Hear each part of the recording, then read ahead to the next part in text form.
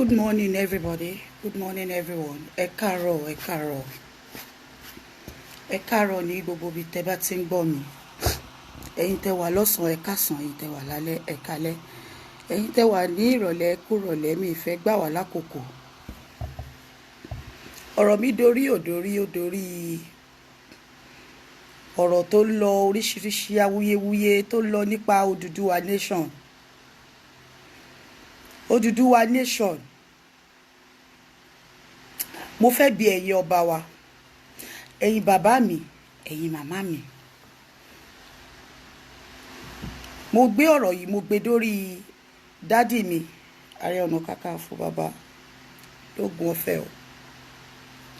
Mo gbé títí mo gbé dé ọ̀dọ̀ bàbá mi, Bọ́lá Ahmed Tinubu, Jagaban bàbá o. Mo ṣe bá gbogbo ẹ̀yin lọ́balọ́ba, mo ṣe bá gbogbo ẹ̀yin ládéládé. Èyí tí mo sọ yìí, ẹ jọ̀ọ́ ẹ má jẹ́ kó hun mi. Wọ́n ò rán mi o, kò sẹ́ni tó fún mi ní owó kankan o. Ṣùgbọ́n bí ẹ̀mí Ọlọ́run ṣe darí mi ni mo ṣe fẹ́ sọ yìí. Nígbà tí mo jí tí mo ṣe morning devotion mi tán, mi ò mọ nǹkan tó mú mi kọ̀ ronú lọ sí gbogbo nǹkan tó ń ṣẹlẹ̀ ní gbogbo orílẹ̀-èdè Nàìjíríà. Ṣé dandan ni ká jọ wà ni? Ṣé dandan ni ká wà sí one nation ni? Oríṣiríṣi nǹkan ni mo ti kà, oríṣiríṣi nǹkan ni mo ti rí. Bó ṣe já àwọn ọmọdé náà sign ní contract how to be Nigerian together by fire by force. Even that tó bá jẹ́ pé àwọn ọmọdé kọ́ ló sign rẹ̀ tó jẹ́ pé àwọn àgbàlagbà ni. Àwọn àgbàlagbà wọn yóò sí mọ́ tó bá wà ní ìsìn ni wọ́n á rí nǹkan tójú Nàìjíríà yìí rí. Ẹ jọ̀ọ́ kí ló lè níbẹ̀, ẹ̀yin lọ́balọ́ba, ẹ̀yin ládéládé, ẹ má wò wá níran. Mo wo fídíò lady kan lánàá, though mi ò really sure. Mi ò mọ bí tó ti ń pa lady yẹn, wọ́n gé orí ẹ̀. Ó tún wá ń wọ́ ní títì. Ní ìlú tó lọ́ba tó níjòyè. Oh shit.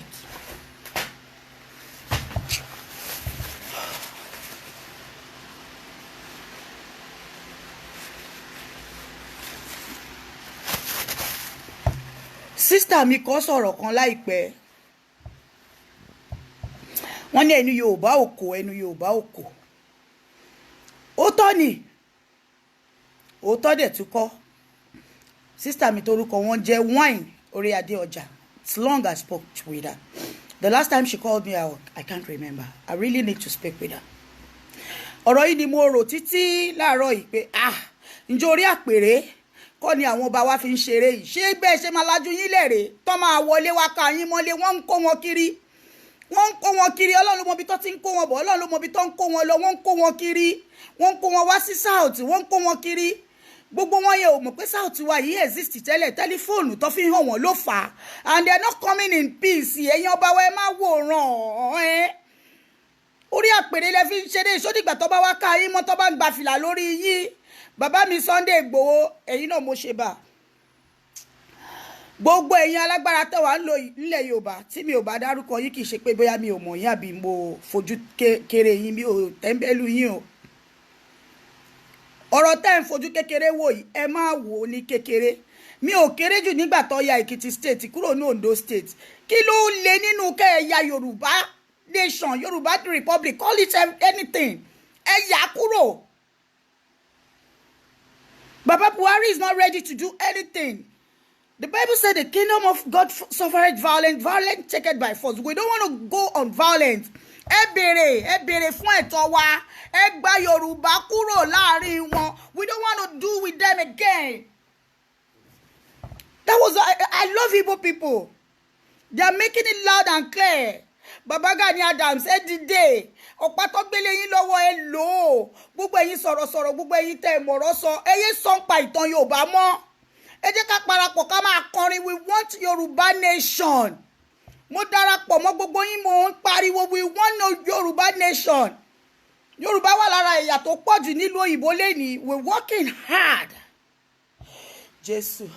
We're working seriously hard. Because ẹ̀rù lè ń bà wá.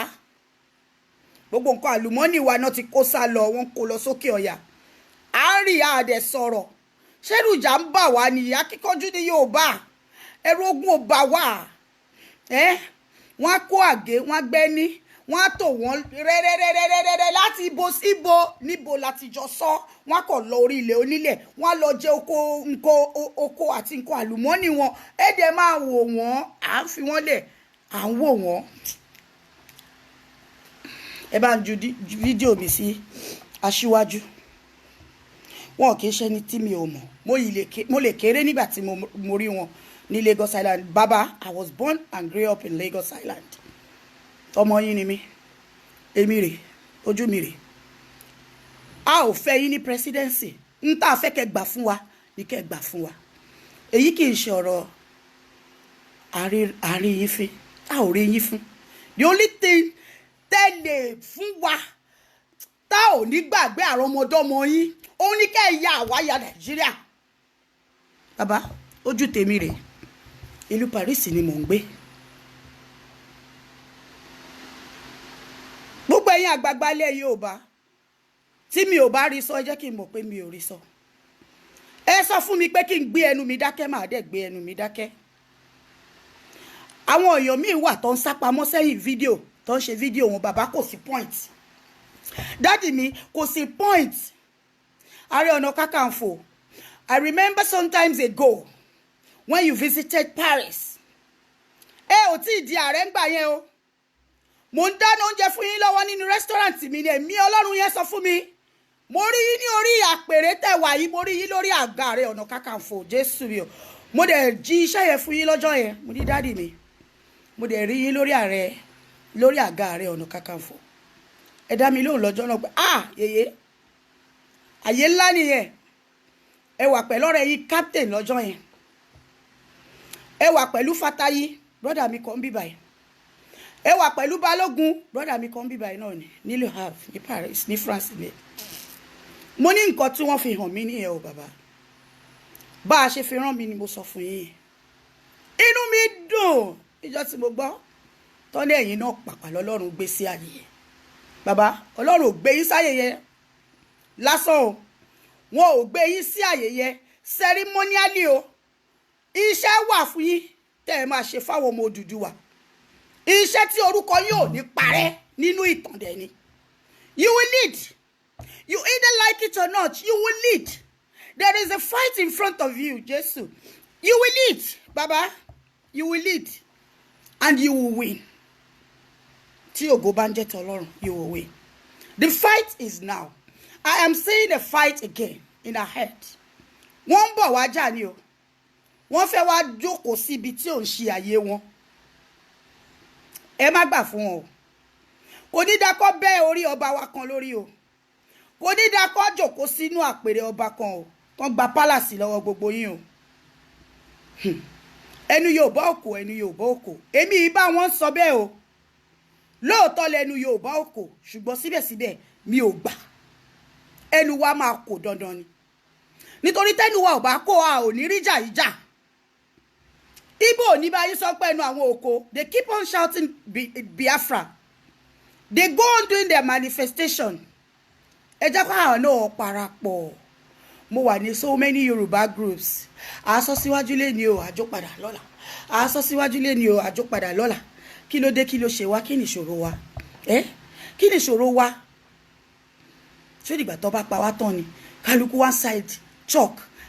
Àwọn Haúsá ló wà ní gbogbo ipò tó dáa. Tell them to their face. Ẹ kúrò ní ipò tẹ́ wà yẹn. Àbí ẹ jẹ́ ká pín kó dọ́gba. Kí ló fi ń ṣèyàn? Olúwa, kò sí wàhálà. Kò sí wàhálà. Ṣùgbọ́n èyí tí mò ń wò tó tún bọ̀ yìí. Ọ̀dọ̀ àwọn bá wa ló ń bọ̀ wá o. Ibẹ̀ ló ti fẹ́ bẹ̀rẹ̀. Àgàtẹ́ yìí jókòó sí tí ò nítumọ̀ lójú yín. Ibẹ̀ ló wù wọ́n jókòó sí. Ṣẹ́jú mélòó nígbà tẹ́ Yorùbá ti sọ pé kán mú wá. Àwọn àjàgbá. Wọ́n àgbàpọ̀ tẹ́yìn ò lérò pé ó ṣe pàtàkì. Gbogbo ẹ̀yin sọ̀rọ̀sọ̀rọ̀ ẹyẹ sọ fún wa nípa bẹ̀rẹ̀ látorí Awíkókó. Awíkókó, I'm going to call you. Probably I'm going to talk to you today. a ò fẹ́ gbọ́n pa story Ọ̀rànmíyàn mọ́ ìyẹn bẹ́ẹ̀. Ìyá wa Sílẹ̀kùnọlá màmá a ò fẹ́ kẹ́yìn náà máa jó níwájú eléré mọ́. Nígbà tí wọ́n ìlórí ọjà mention certain things mo mí kanlẹ̀ mo ní káre ọmọgbọ́n.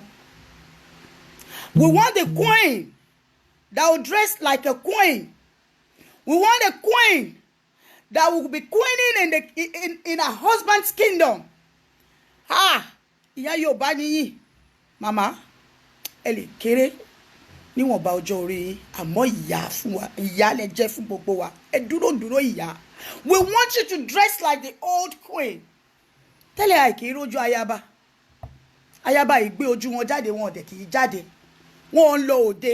Màmá kí lẹ̀ ń wá wájú eléré? Ẹ yé jó níwájú eléré mọ́. A ò fẹ́. We want the queen that will sing once in a while. Màmá ẹ wà nínú ẹ̀mí. Ẹ wà nínú ẹ̀mí.